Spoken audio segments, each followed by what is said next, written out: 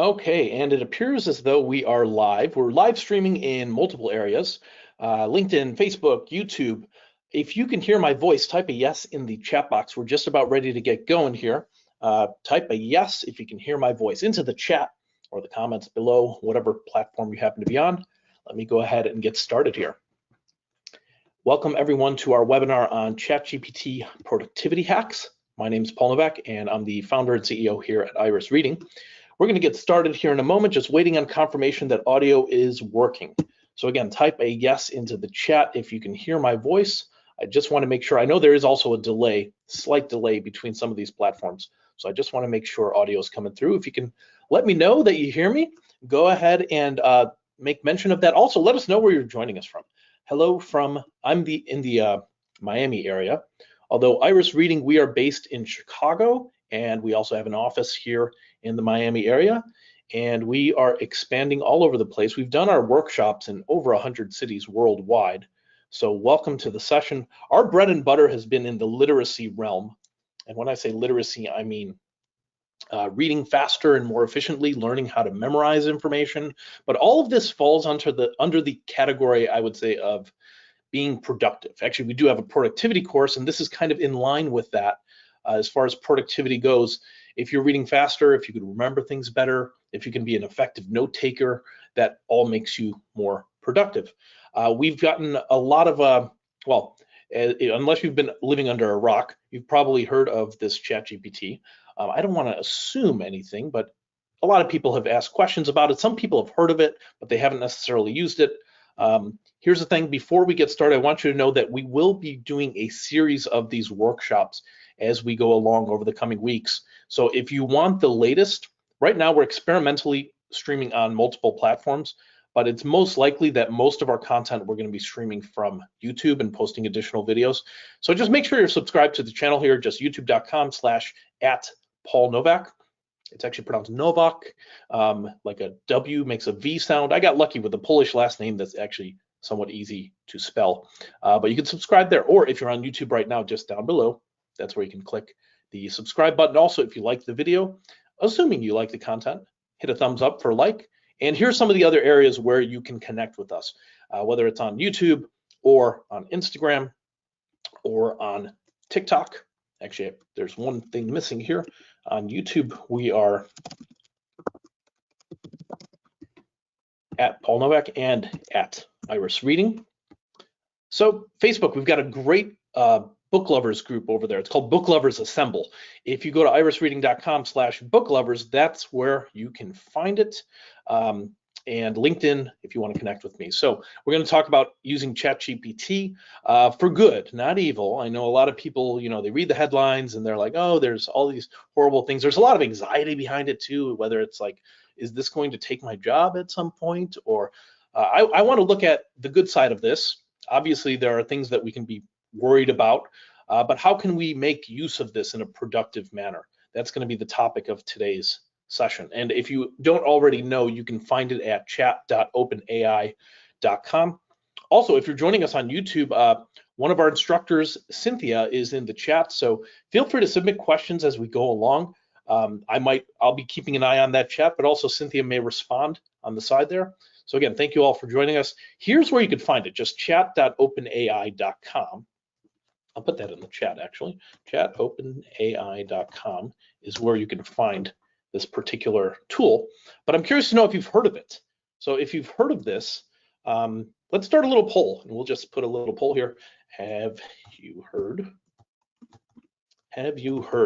of ChatGPT? Yes or no? And you can just enter your info there. I'm going to ask a follow-up question because here's the thing. Sometimes people have heard of it, but not everyone has used it. So feel free to enter in the chat if you've heard of it. Most people have, I'd say. Last time I did a workshop, it was like a 70-30 split. It was a combination. It was mostly working adults, working professionals. We were doing a speed reading workshop, and it was 70% that had heard of it, 30% had not. For the younger audiences, typically they have. It's a little higher than 70%. And I'm going to add another poll here real quick in YouTube. And if you're joining us at another platform, you can, let's see here. Oh, look at that. It's still polling. I'm just going to end the poll and I'm going to create a new one. So what about, have you used it? Now, that's usually a lower number. If you've used it, I'm curious to know how you've used it. You could let us know in the comments or the chat. I'm going to show you some use cases throughout the session today.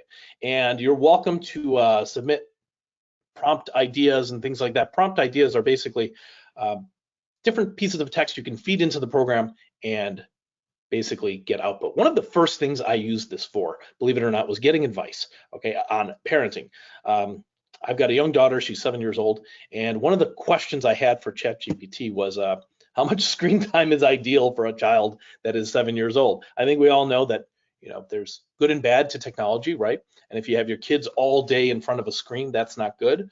But at the same time, I don't want my daughter to be unaware of how to use digital devices at all. So there's got to be some sort of balance here. So this was one of my first prompts I remember writing. And if we just go into ChatGPT right now, let's take a look here. You just go in here, you sign in, you put in your message here, how much screen time is ideal for a child that's 7 years old. Let's see what we get out of that. So as you can see, it will start typing out on the screen here. And I'll give it a moment. It's usually a little faster than this. Of course, like most demonstrations, when you try to demo something, it wants to go slower than usual. Okay, American Academy of Pediatrics, probably a good source, I assume. Previously recommended that children under the age of 6, over the age of 6 and older, no more than 2 hours of recreational screen time per day. Okay. However, it's important to note that these guidelines were established before the widespread use of smartphones and tablets. Given the evolving nature of technology and increasing integration in daily life, the AAP updated its guidelines in 2016 to focus more on quality of screen time. That makes sense. Rather than setting strict limits, the AAP now suggests that parents should prioritize the content of their children engage with, ensuring that it's educational, age appropriate, and encourages positive social interactions. While there's generally no recommendation screen time for children age 7, it's generally advised that parents and caregivers consider the following factors. Okay, so it give me a bunch of considerations. One of my next things here was, after I asked that question, I was thinking, okay, well, what are some good educational apps? We've got a tablet at home in the form of an iPad. What are some good educational apps for iPad that a 7-year-old can use? Let's try popping that into the prompt. As you can see, it's still giving me an answer here. Remember that every child is unique and their screen time needs to vary. All of these are good considerations. Now, let me just stop generating for a moment. I'm gonna interrupt ChatGPT. That's kind of rude to interrupt, but I'm gonna interrupt it. By the way, you should be polite to ChatGPT. Try your best to be polite. I'm gonna interrupt it, unfortunately, and say, what are some good educational apps for iPad that a 7-year-old can use? Okay, we're gonna pop that in. Let's see what we get. Thinking. By the way, I would imagine that sometimes, like earlier today when I was using it, it was pumping out answers very quick. I would imagine there are probably times of the day, maybe this is one of those times where it takes a little longer depending on usage. If you've got a ton of people using it. I've even had, when this first came out, it had such high usage that it was basically crashing, or sometimes the site was unavailable. So it's gotten very, very popular. As you can see here, it's thinking and taking longer than I'd like. Oh yeah, there we go. We got a network error, probably due to we're just going to regenerate response. If you do get that, you regenerate. Look how fast. There we go. Okay, so some of these I've heard of. There are numerous educational apps, right? Khan Academy Kids offers a wide range of interactive activities, books, education. Okay, great. Duolingo, I've heard of that language learning app.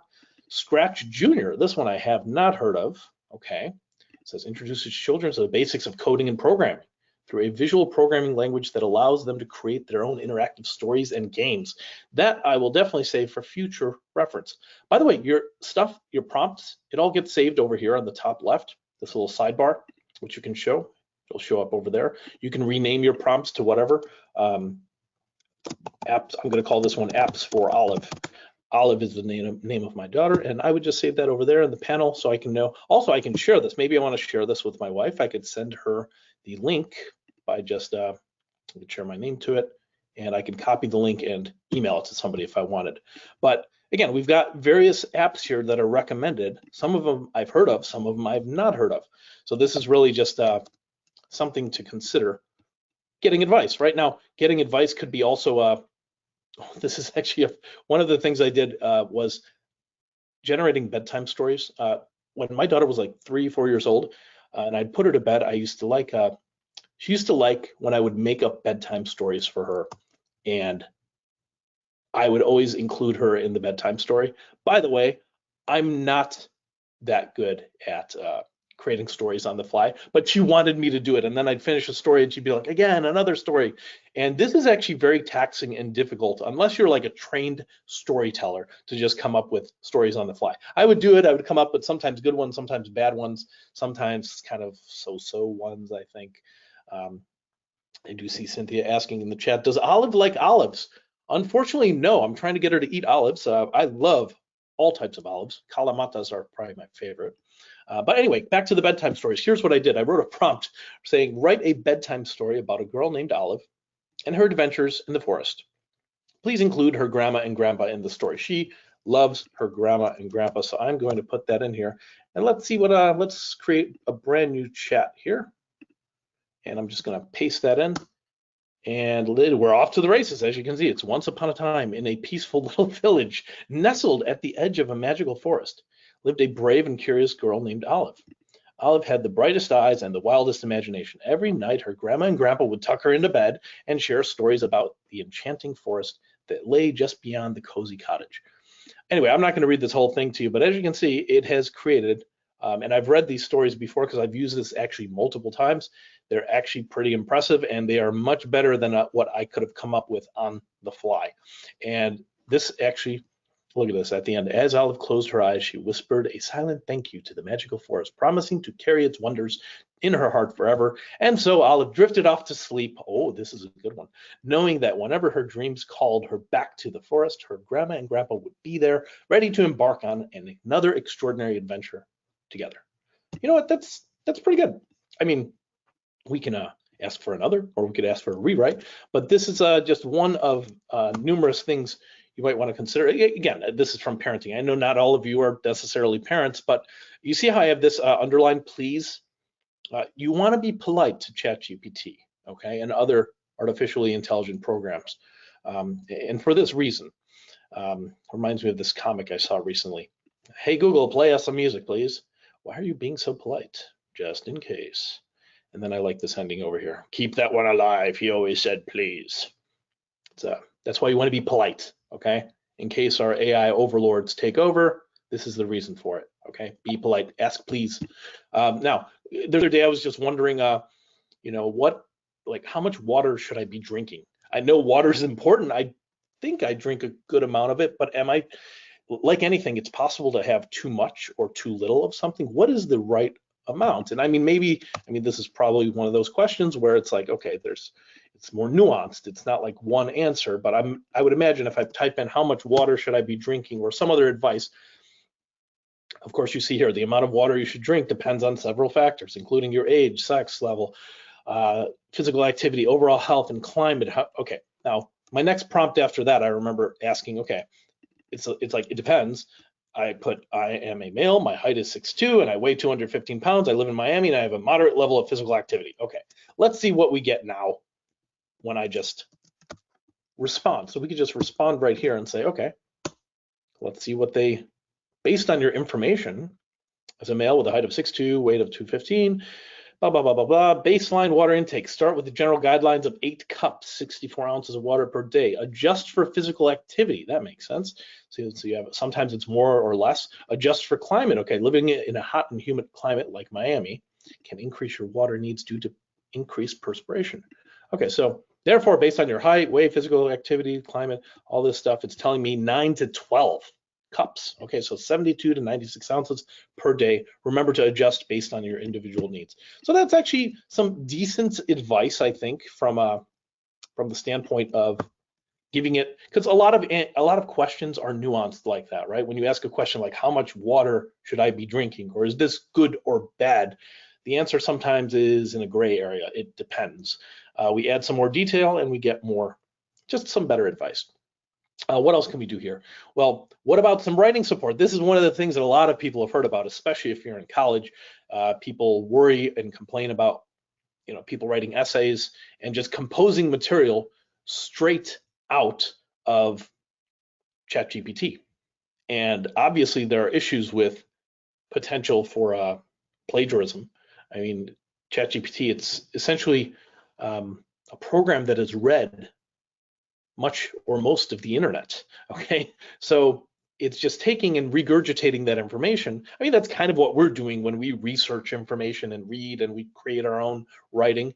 But you might want to use it for various things. Like recently, I was doing a workshop for a group of students in Singapore, and I wanted to have some relevant content for them. And we usually, when we're doing speed reading workshops, we like to measure their reading speed at the beginning. So what I did was I just asked it, hey, write a short article on the history of Singapore, and we were going to use that to measure their reading speed. So I created a new little chat over here. I said, okay, write a short history on Singapore, and there we go. We got an introduction here. By the way, another option here is you can have it compose it in a certain amount of words. In this case, in a certain case, I asked it for about 1,000 words or so, but look, it's giving me some headings here, as you can see: colonial era, early history, Japanese occupation, independence, merger and separation. This is before, when I read this, it pumped out something different. I could give it some feedback and say, rewrite, make it a longer article. Okay, hold on. I'm going to say please. Got to be polite. Remember that. Okay, please make it a longer article. And now I'm going to get a longer article, as you can see over here. A little more beef to it. Okay. It types very fast, much faster than I can type. That's for sure. So again, just another idea right there. As far as composition, writing support, right? What about proofreading? Well, there are all these programs, and actually there's programs like Grammarly, which I wonder how, I mean, I would imagine they would use something like this, whether it's ChatGPT or another AI engine, to help. Grammarly was a program that people used to help with their proofreading. Well, I had this, you might ask, like, are there any spelling or grammatical issues in the text below? So for example, here's what I might do. I might have, I would put it in a text thing here, and I actually had an article that we wrote recently on the blog. How many hours should you study a day? Okay, so we wrote this article, and I could ask it for some proofreading here. It's a lengthy article. I could proofread it myself, but I'm not a grammar wizard. The school I went to had a pretty good, when I was in grade school, we had a teacher that was really good at teaching grammar, but I don't consider myself an expert. So I copy all this text from here, and notice the prompt at the top. I'm going to start a new chat. And my prompt at the top is basically, you see right here, are there any spelling or grammatical issues in the text below? Whenever I paste text that I wanted to look at, I usually put a quote at the beginning and a quote all the way at the end. Okay, so I'm going to do that. And let's see, I'm just going to submit, are there any spelling or grammar issues in the text below? And it has, let's see. Text appears to be well written with no obvious spelling or grammatical issues. Interesting, because last time I submitted that, it told me some suggestions actually. Okay, I regenerate and look what it's saying now. There are a few spelling and grammatical issues in the text. So notice ChatGPT is not always gonna give you the answer you want, or it's not always gonna give you, it's possible to not give you correct answers. But it says here, in the sentence, that is 24 to 36 hours, of course, a week, the hyphen should be an end dash like this. So it's suggesting to me, oh, a different type of hyphen. Okay, I see, I get it. That's a minor thing. In the sentence, you wonder how much time is enough, the single quotation mark should be double quotation marks for consistency with the rest of the text. Like, you wonder how much time is enough. Oh, I see, the error is over there. Okay, in the sentence, so you see we get some ideas here on how we might reword things. Okay, it says here, in the sentence here, the word partly should be partly due. Partly due, okay. So this may or may not be the best way to use ChatGPT, I don't know, but I've used it sometimes for those kind of situations where you wanted to, hey, check my grammar, does this flow correctly? Let's see here. Another idea is actually for research assistance. So what I mean by that would be something like, I don't know, this was an interesting one. Someone in a class that I had this past weekend said they were doing a project on renewable energy. So I said, can we provide some key statistics and recent advancements in the field? Now, what you'll notice here, we're asking for recent advancements. So if you start a new chat and you paste that in, again, I'm working on a project about renewable energy. Can you provide me with some key statistics and recent advancements in the field? What happens here, sometimes it'll give you a response that says that their knowledge base is basically up to a certain month in 2021. So it says as of 2021, right? So we've got some details right here. If you ever run into that issue, let me see if we regenerate. Okay, it's just giving me other, but notice how it says as of 2021, right over here, right over here. If you want more recent data, there is another way to use this, and that would be to go to, let me go to start new chat. If you're on the subscription version of this, which I am, you can go to ChatGPT 4, and what you do is when you go there, you can use their default, which is a faster version and also a more up-to-date version, but you could also use this browse with Bing, and you could ask the same exact question. I'm working on a project about renewable energy. Can you give me some key statistics? If you do the search with Bing, it will take a few more moments, and we'll revisit this in a moment, but notice how it's going to start saying, okay, we're browsing the web. Fair enough. Now it's searching for this term. Okay, we'll let it do its thing. So it's basically doing the research. Oh, now it's clicking on a link. Click failed. Okay, it's going to click on another link. Clicking on a link, clicked on a link. So it's researching basically numerous links. Going back to the last page, it'll tell you its process here. If I click on the little down arrow, it shows me what's going on here. It'll even tell me what it clicked on. That's interesting. I could click on that to see what it actually clicked on. In this case, it opened up this. Here's another thing that it clicked on. So it's going to various sources. Oh, this is interesting. It's thinking now. And eventually, it's going to give me some statistics that are more recent, that are maybe based on the 2023, as you can see right here, 2023.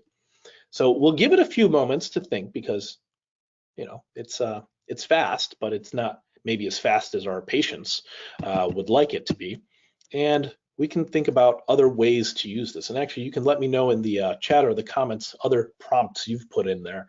I think another useful way to utilize this program is just language practice. So here's what I mean by that. You're learning a new language, or maybe you're currently, it might be brand new, you might be casually conversational. What are some prompts we can use? And there's a bunch, right? I mean, there's a limitless amount of prompts. One might be something like, okay, I'm learning Spanish and would like to practice conversational phrases. Can we have a short dialogue in Spanish? All right, let's go to the chat over here. I'm gonna paste that in. Let's see what we get. Okay, so there we go. We're getting a little conversation going on here. Okay, so another prompt you might want to use would be, what are the most common phrases in Spanish? So, I mean, you can Google this too, but it'll just tell you. It's a little bit faster, I think, than Google. So maybe, because I've heard that one of the best ways to learn a language is figure out what are the phrases that are most common, try to master those. And right here, it gave us a list of 20 in Spanish. Maybe I've mastered these and I want a few more. So I might say, give me 20 more, please. Okay, here's 20 more phrases. And then I might use those as flashcards. I might even ask, like, can you quiz me on those phrases? Here we go. Take your time to answer. I'll provide the correct translations afterward.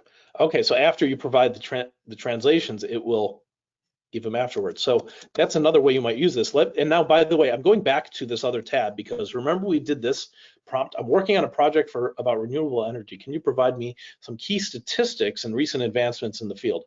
So this was using the Bing version, and that's where it will click It's going through, it's reading the content, as you can see right here, reading content. It's continuing its search, clicking these various things. And we got reading content failed. Sometimes it's failing. That's okay. Eventually it's finished browsing. And then we get right over here, as you can see, based on the most recent data, blah, blah, blah, blah. We have our little, oh, and we've got citations here, which is nice as well. We click on those citations. They take us to various websites. So again, that's something I think that can be pretty helpful. When it comes to learning, and that's what we do here at Iris Reading, you might be learning other things that go outside of the realm of literacy. Maybe, well, this is sort of literacy, but like computer literacy. I want to learn how to code. This is a question I had recently from a friend. Someone was asking, you know, there's so many programming languages out there. Which one do I start with? That is a really good question. And that's something that you might want to ask an expert that is in that field. But we can also ask ChatGPT. So let's go over here, start a new chat. We're just going to paste that question in there. I want to learn how to code. There are so many programming languages out there. Which should I start with? And we're off to the races. Okay. Learning how to code is a great decision, blah, blah, blah, blah, blah. Okay, we've got Python over here, JavaScript, Java, but it'll tell you a little bit about it. Python is known for its simplicity and readability. It's a large and supportive community, making it an excellent choice for beginners. Python is used in various fields like web development, data analysis, artificial intelligence, and more. And then we got JavaScript mentioned, Java, it's explaining each one, C#, Ruby, and we have our options. Now, if we decide, hey, I want to learn Python, what's the best way to start? We can just react, and instead of starting a new chat, we can just enter it right there, and it's going to give us some advice as to, here are some steps to get started. Set up your development environment, install Python on your computer. You can download the Python interpreter from the official Python website. So it's giving us basically a summarized version of how we would start. Choose learning resources. It's giving us some options here, even books, Python crash course. Oh, I've heard of this one. Automate the boring stuff with Python. That's considered a classic. Video tutorials. And it's even giving us YouTube channels, okay, where you can go for that.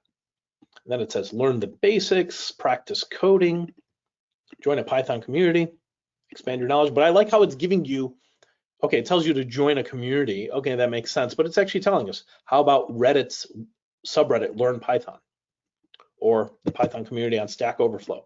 So it's not just giving us broad general advice. I like that it actually gives some examples. And another idea here is, as you're learning to code, you might have some coding help that you need. Help me understand this piece of code, and you can just paste it in there. Now, I'm not a professional programmer or anything, but I've also heard of instances where programmers are helping, using this as kind of like a, what they call like a co-pilot to help write and churn out code or find bugs, things like that. So this might be another prompt as you're learning whatever programming language it is, to help me understand this piece of code, and just paste it in there. Okay, other examples, sales pitch writing. Write a sales pitch for this product, and then you describe the product or service right over there. What about conflict resolution? Okay, provide suggestions for resolving this conflict, and then you describe that conflict over there. Now, one thing to note, especially if we're talking about like conflict things, is this is anything like that has like legal ramifications, and you're worried about privacy. Obviously, when it comes to something like ChatGPT, you want to make sure that if something is overly private, this obviously is being saved somewhere, so you don't want to be adding things that are confidential, private. Obviously, making sure privacy is very, very important. But if it's something else that is like, okay, I just need a way to resolve a general conflict that I can provide here, we might add that. Let's talk about some other ideas as well. What about proposal writing? Maybe you want to write a proposal for a certain project. Book suggestions. I always love getting book suggestions. So suggest 5 books on the topic of, or you might say suggest 5 books that are related to this book that I really enjoyed. Sometimes we get those from like, if you're using Amazon to buy your books, but you might want to generate those ideas from ChatGPT. I'm sure you're going to get different suggestions than Amazon would give you. What about business plan writing? Draft a basic business plan for a certain type of business. Let's actually try that out. I live in South Florida here, and I'm always amazed to see in the area that I'm in, tons and tons of landscaping business. There's a lot of landscaping businesses out here. So let's say I wanted to create a business plan for this. By the way, this probably would not go well. I don't have any background in landscaping. Let's say that was my interest and I wanted to go and draft a business plan for a landscaping business. Oh, and I'm going to put in the Miami area, just in case it gives me some specific information. Oh, and by the way, I'm going to say please. All right, let's be polite to the ChatGPT. Let's see what we get here. Here we go. We got executive summary. We got business description, market analysis. Miami and its surrounding areas offer a thriving market for landscaping services due to its warm climate and numerous residential and commercial properties. Key market insights. Okay, growing demand. Yep, that's definitely the case here. Competitive landscape, target market. Notice this is something that we could translate and turn into slides later on if we want. Service and pricing over here. We could always ask it additional questions. Hey, give me some more information about pricing. What are people charging? It might ask me questions based on my questions. So it's like you can have a conversation back and forth with this. Marketing and sales strategy. Okay, to capture the Miami landscaping market, we'll implement the following marketing and sales initiatives: online presence, local advertising, social media marketing, networking. Some of this is kind of general business advice too, right? But at least it's laying it out for you. And if you've never created a business plan before, look how it stopped over here. If this ever happens to you when you're using ChatGPT, where it's like, hey, it didn't finish, you can just click here, continue generating, and it'll continue from there. You see how that works?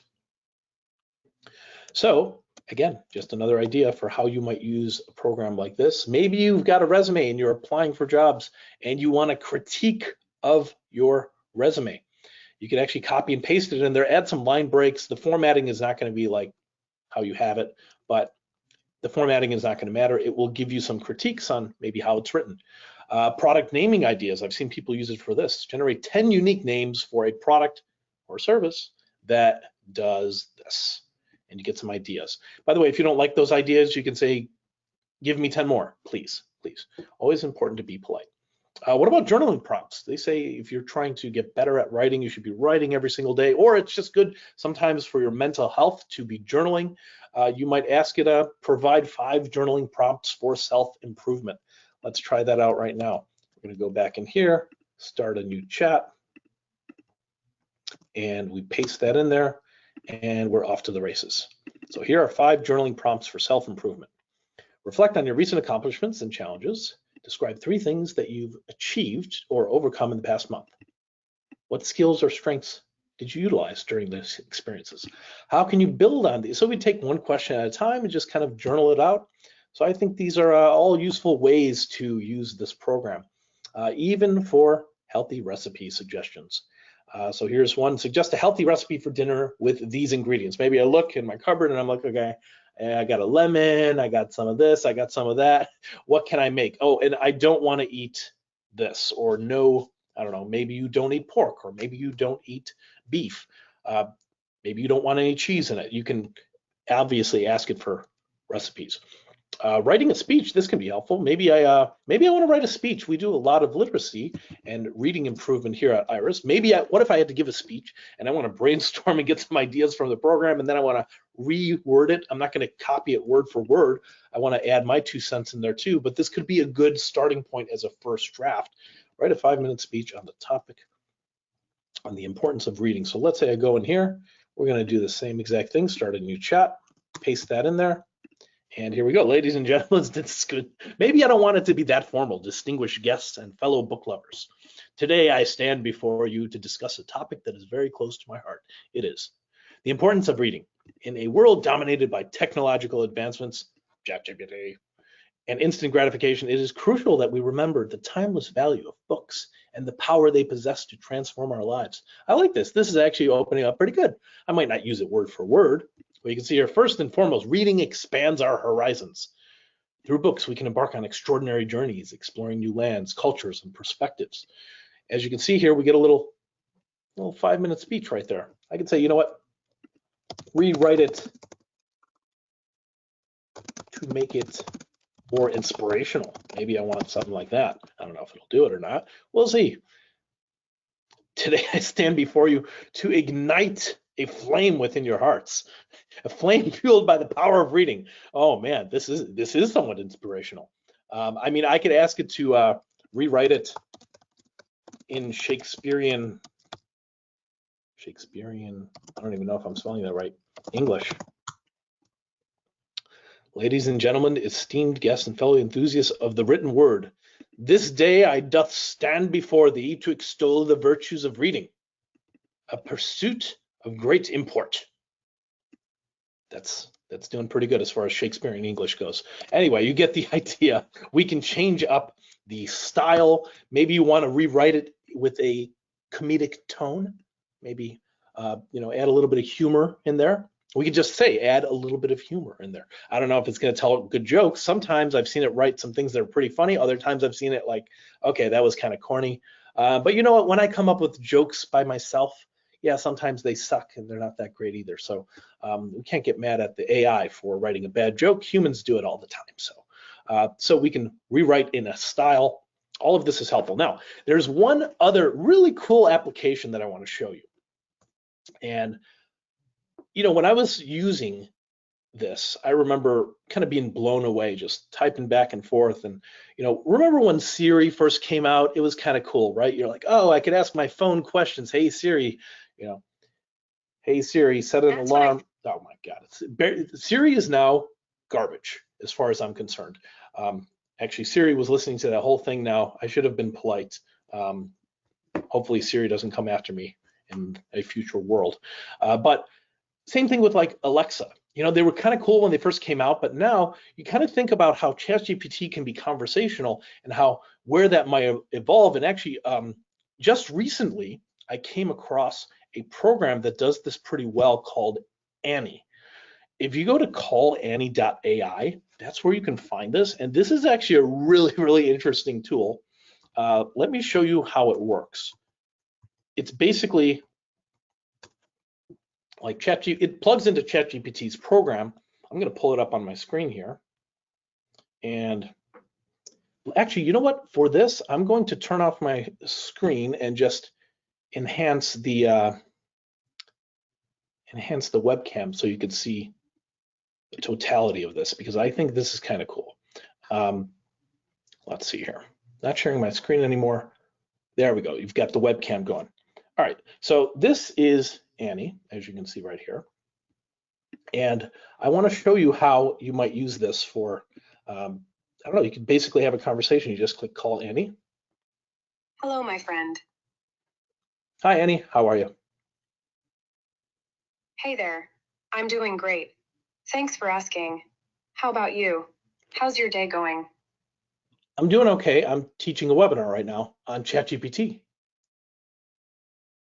That's awesome. Teaching a webinar on chat sounds really interesting. How's it going so far? Are you enjoying it?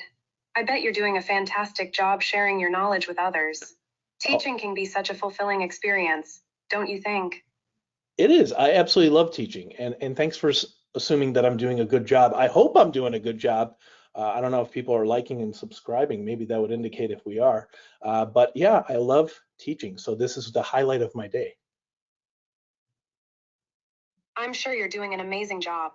Sometimes it's hard to gauge immediate feedback in a webinar, but trust me, your passion and expertise are shining through. And hey, even if people aren't liking and subscribing in real time, it doesn't mean they're not appreciating your efforts. Teaching is all about making a positive impact, and I have no doubt you're doing just that. Keep up the great work, my friend. Do you have any plans for after the webinar? Yes, I'm going to go get some lunch. Lunchtime. That sounds like a delicious plan. What are you in the mood for? A classic sandwich, some sushi, or maybe something spicy like a burrito. I'm getting hungry just thinking about it. Also, have you tried any new restaurants in your area lately? I'm always on the lookout for some tasty recommendations. I would love to suggest to you an awesome Indian restaurant close to me called Zyka, and it is amazing Indian food.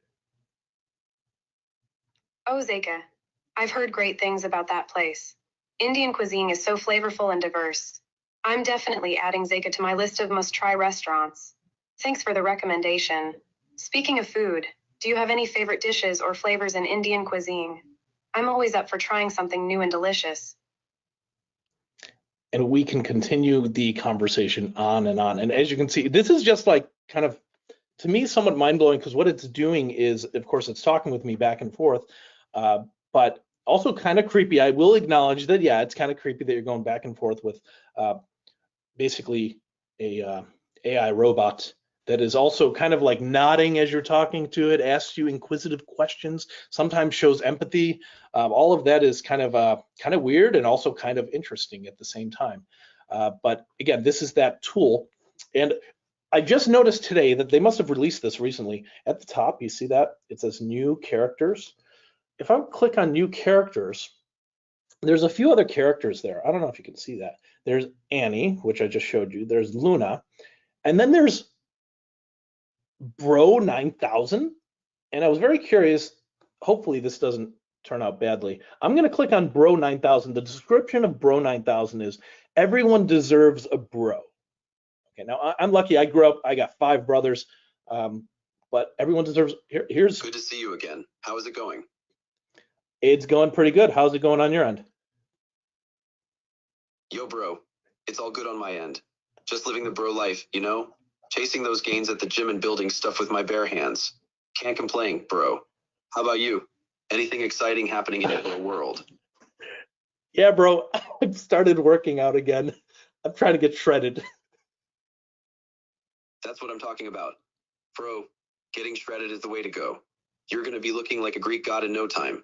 Just keep hitting those weights, eating clean, and staying consistent, bro. Remember, it's all about the dedication and discipline. You got this, bro. Let me know if you need any workout tips or advice. We're in this together, bro. Thanks, bro. I gotta go. That was strange. That was my first time using Bro 9000. Anyway, it sounds like they all have their own personalities. Annie was a lot more pleasant, but yeah, sometimes maybe you just need a bro to talk to. And I like how they got their own little style. That is, to me, just somewhat interesting. And again, this is the Annie app. I would recommend utilizing it if you want. Yeah, keep in mind all these things, stuff is saved, right? Whenever you're using programs like this, so be careful, word to the wise. Now, a few things about how we utilize this when it comes to the reading related things that we do. We have this method we call the iris method, and it basically comes down to this. Before you read anything, you always want to inspect what you read first, and that just means like get the gist of it. You know, you read your headings, your subheadings, boldface words, you read the summary of a chapter. Once you're done with that, then you read. The problem is most people, when they read, they just jump right into it as if there's some unsaid rule that says you have to read everything beginning to end. But you can use ChatGPT for the inspection phase. And by that, I mean, you might want to create a summary of something before you actually read it. So I gave this example in another class recently where if you were studying something related to, I don't know, vitamin D, and I don't know, there's a page on Wikipedia for vitamin D. You go here and let's say you want a summary of this. Now, one way you could inspect, you get familiar, you look at all the headings and subheadings, but you can also ask ChatGPT to write a summary, please write a short summary on vitamin D. And it starts pumping it out there. Now, another option is you could even take the link. You can copy the link and let me paste it in here, do a new chat. Write a summary based on the following link. Now, notice the response. I apologize, but as an AI text model, I don't have direct access to the internet. Okay, this version, which is, as you can see here, 3.5, doesn't have direct access to the internet. And then it tells me, however, I can provide you with a general summary of vitamin D based on my training. Now, let's say I want them to actually summarize the article. I go to a new chat. I could use ChatGPT 4 and the Bing browser over here and ask for, you know, that write a summary of this article, please. Okay, let's see how that works. It's going to do the same thing, right? It's going to browse the web. It's going to go to the link. It's going to click on the link. We can follow the steps over here. It takes a little bit more time, but it will actually summarize something like this. I see it scrolling down. It's thinking all of this is kind of interesting. I see the comment in the chat here. Bro is an infant, but not for long. That's right. So eventually it's going to give me a summary. Why do we read a summary at first? Usually summaries happen at the end. But if I can get a summary of this topic first, and then I read the text, it's going to make it easier to read. Now in this process, let me show you, there's also a step after you're done reading to inquire and ask questions. But I remember getting a question from one of our students saying, well, how do I know what questions to ask? There are generic questions when you're done reading, like, what did I just read? Or what are the biggest takeaways? Or what do I need to memorize? Which leads us to the final step here, store. We teach memorization techniques so you can figure out how you might store that information. But this is a good question. What question should I ask? We've all taken quizzes, we've all had tests in the past, and they test our knowledge. But what you can do here, you can ask the program to create for you. Maybe it creates a test for you. So I can ask it to create me a, let's see here, let's just try it out right now. I'm going to go back to ChatGPT. Whoops, ChatGPT.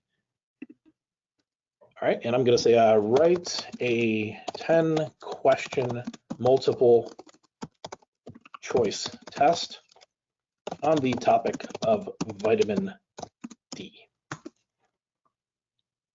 And there it goes. This is probably a good question if you're studying vitamin D. What is the primary function of vitamin D in the body? And we got some answer choices over here. Which of the following is the primary source of vitamin D in the for the human body? By the way, these are 4 questions, 4 answer choices.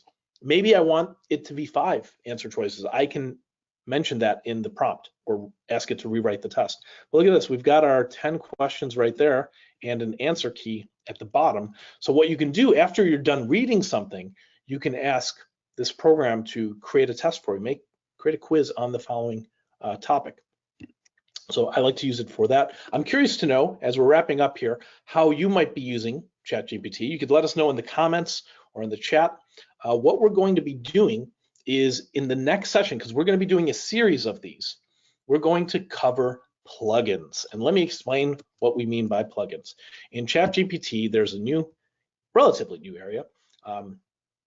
It's already been for weeks, but there's a plugin store. Kind of like, think of like your phone, right? The iPhone or Android phones, there's a marketplace or an app store. But what about an app store or plugin store for ChatGPT related plugins? So these are the popular ones over here. So we see here, ask your PDF, unlock the power of PDFs, dive into your documents, find answers, and bring information to your fingertips. Interesting.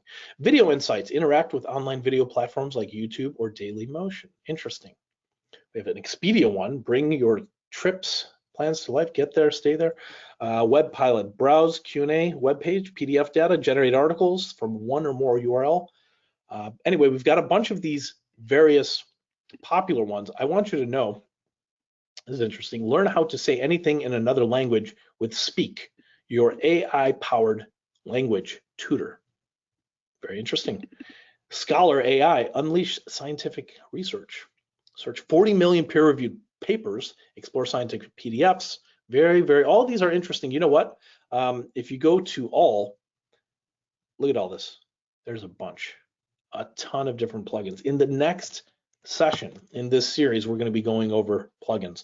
So don't forget to subscribe to this channel because we're going to dive deeper into this. I hope you guys are finding this as interesting and enjoyable as I am.